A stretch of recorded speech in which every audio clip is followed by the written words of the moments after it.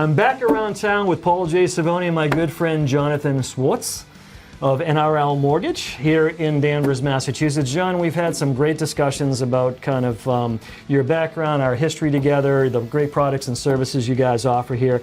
Let's dive into a little bit about where we've been in this turbulent market of 2020 to now fast forward to 2022 from your perspective as a mortgage broker and lender. Sure. Starting in 2020, the rates were bottomed out. The rates were about as low as we've ever seen them. In some cases, the 30-year fixed rate broke below 3%. Crazy. Which is historic. Which is outrageous. Yeah. Not sustainable, right? We talked about this. Definitely not sustainable. Definitely not something that could last forever. Yeah. And most people knew that. Yeah. Right. So the rates rising and the economy doing what it's doing shouldn't be a shock. Shouldn't be that big of a shock to people. The rates are what they are. But it is. But fast forward to today, the rates are north of 6%, and people are getting upset and freaking out that the rates are as high as they are.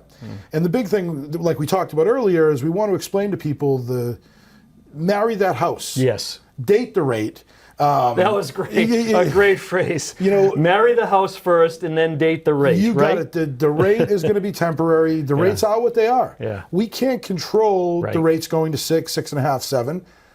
The rates are going to dictate themselves. The bond market's going to dictate themselves. The Fed, The Treasury is going to dictate it. So we have to go with the flow, and we have to just educate our consumers and let them know that the market's cyclical. We've seen these ups and downs before. Yes, this is a pretty drastic. Yes. Yes, the market moved very, very, very quickly. Right. Much quicker than we've ever seen it move. Right. Or at least much quicker than I've ever seen it move. Yeah, I would concur. I mean, we know, doing this for 11 years in real estate myself, I've seen this. I started in 2011, so there's no question. There's always, ebbs and flows, right? In every probably business model in the world, especially in the financial markets and the real estate markets. And this has been no different. Maybe for some who study this, and study economics, they knew it wasn't a sustainable model. Obviously, being it, we saw rates even 2.25%, 2.5% for refis. Yes. Unheard of, for these types of rates in our history. Money. Yeah, free money. Going back, I know historically, going back, in the 80s we're 16, 17%. In the 90s, maybe we're at 10% or 12%.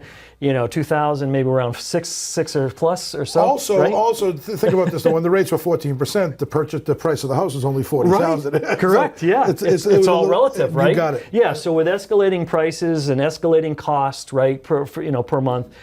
For mortgages. So I think I agree with your point, though. What's caught everybody and the buyers today that are so strapped or frustrated is that the fact that things jump so fast. In January, we were like where we were, and there was 3%. Normalcy, right? And all of a sudden, within 3 months, 90 days, we were at 5% and approaching 6%.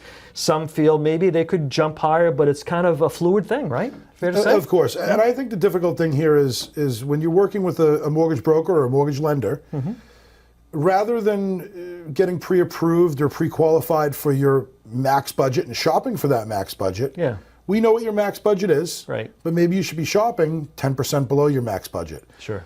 What's happening to a lot of young people is they're trying to shop, and they're shopping above their means. Yep, they're shopping above their means. They're shopping at the top of their budget. Right. The rate goes from 5 to 6%. Can't manage. Now all of a sudden they can't afford that $500,000 house or $600,000 house. Yep. So we have to be cognizant of that. Yeah. And I just want to touch on something for our audience, educational. Mortgage lender versus mortgage broker. Can you share insight into that? Sure. Mortgage broker. Yeah. I don't have the exact definition, but mortgage broker, what they're going to do is they're going to broker the loan and they're going to send the loan directly to someone else, the lender, to underwrite, process, and clear it and fund the loan. Okay. With a mortgage lender like us, we're a correspondent with most of our investors. Yeah. We take the application, we underwrite it, we process it, and we close it all in-house. Got it. So that's pretty much the difference, is a lender is going to close it in-house versus a broker. And a broker is going to have the lender that they're working with close the transaction. Got it. Well, listen, some great concepts and topics today, talking about where we've been, where we're going. Again, around town with Paul J. Cervone and my good friend Jonathan.